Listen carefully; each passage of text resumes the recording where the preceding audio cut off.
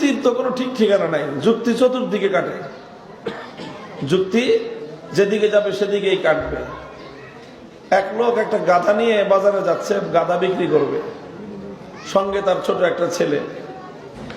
এখন লোকটা গাধার পিঠে সওয়ার হয়ে যাচ্ছে আর তার ছেলেটা পিছনে পিছনে হেঁটে যাচ্ছে। কিছু দূর যাওয়ার পরে একদল মানুষের সঙ্গে দেখা। লোকগুলো বলতেছে, দেখো এই লোকটা কেমন নির্দয়, ছোট ছেলেটা পায়ে হেঁটে যেতেছে আর বড় বেটাটা গাধার পিঠে সওয়ার হয়ে যাচ্ছে, কত খারাপ দেখা যায়। লোকটা বলল যে কথার মধ্যে কি আছে, যুক্তি আছে, এরকম করা আসলে ঠিক হয় নাই। তো লোকটা গাধার পিঠ থেকে নামলো, নিজের বাচ্চাটাকে ছেলেটাকে গাধার পিঠে সওয়ার করে দিয়ে চললো, বাপ বেটা দুইজন। কিছু দূর যাওয়ার পর 2 নম্বর গ্রুপের সাথে দেখা। এরা বলে যে দেখো ছেলেটা কত বড় বেয়াদব, বাপে হেঁটে যায় আর পোলা গাধার পিঠে সওয়ার হয়ে যায়, আর বাপটাও নিজের ছেলেকে বেয়াদবি শিখাইতেছে। লোকটা বলল যে কথার মধ্যে যুক্তি আছে। এখন কি করবে, বাপ বেটা দুজন গাধার পিঠে সওয়ার হয়ে বসছে, চলছে এইভাবে। 3 নম্বর গ্রুপের সঙ্গে দেখা। তারপরে দেখো কিরকম পাষণ্ড, ছোট্ট একটা গাধা, অবলা প্রাণী, 2 বাপ বেটা 2জন একসাথে গাধার পিঠে সওয়ার হয়ে বসছে। গাধারা শক্তি আছে এরকম 2জনকে বহন করা? লোকটা বললো যে কথার মধ্যে যুক্তি আছে। এখন বাপ বেটা দুজন নামলো, দুজনে নেমে গাধাও হেঁটে যায়, সাথে সাথে বাপ বেটা 2জন হেঁটে যায়। এবার 4র্থ গ্রুপের সঙ্গে দেখা। তারা বলে যে দেখো 3টা গাধা হেঁটে যায়। 3 গাধা কেমনি হলো? গাধা তো একটা আছে, আর 2টা, এই 2টাও গাধা। কেন? আরে তোমার একটা বাহন আছে, সাথে বাহন থাকতে তুমি পায়ে হেঁটে যাবে কেন? হয় তুমি আরোহণ করবা, না হয় তোমার ছেলেকে আরোহণ করাইবা। তোমার কাছে একটা যদি মোটর সাইকেল থাকে তো তুমি কি মোটর সাইকেল ধাক্কা চালাইবা? তোমার বাহন আছে, বাহন আল্লাহ কেন সৃষ্টি করছেন? ওয়াল খাইলা ওয়াল বিগালা ওয়াল হামিরা লিতারকাবুহা, এটাকে তো আল্লাহ সৃষ্টি করছেন এটার উপর সওয়ার হওয়ার জন্য। হয় তুমি সওয়ার হইবা, না তোমার ছেলেকে সওয়ার করবা। এটা কিরকম যে বাহনও হেঁটে যায় তুমিও হেঁটে যাও, তুমি গাধা নাকি? লোকটা বলল যে কথার মধ্যে যুক্তি আছে।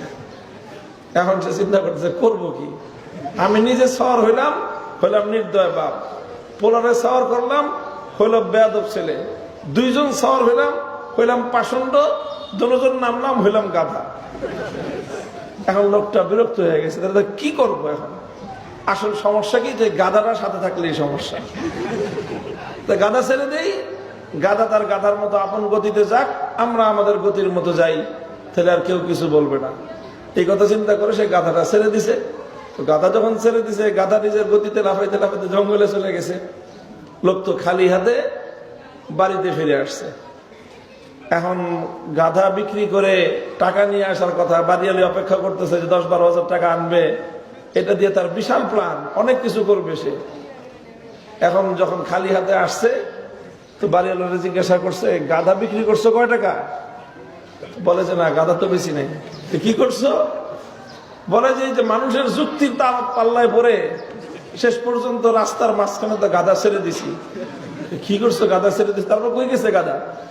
গাধা নাচতে রাস্তায় জঙ্গলে চলে গেছে, আর আমরা খালি হাতে বাড়িতে ফিরছি। এই কথা বলতে দেরি, বাড়িওয়ালি তো এমন খেপা খেপছে, ঘরের ভিতর থেকে ঝাঁটা নিয়ে আসে। ঝাঁটা চেনেন?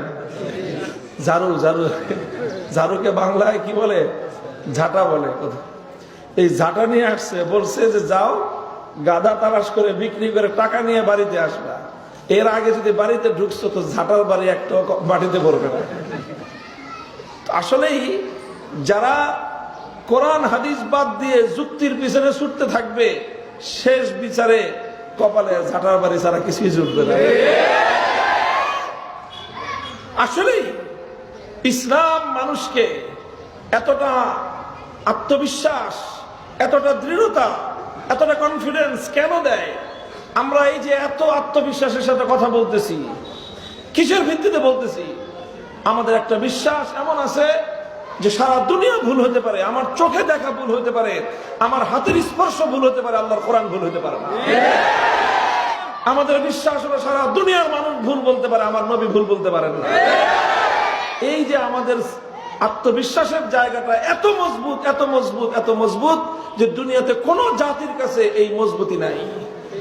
এই জন্য পৃথিবীর সব ধর্মের বক্তব্য পরিবর্তন হয়েছে, সব ধর্মের মতবাদ পরিবর্তন হয়, সব ধর্মের ধর্ম বিশ্বাস পরিবর্তন হয়, একমাত্র অপরিবর্তিত অবিকৃত ধর্মের নাম ইসলাম। কারণ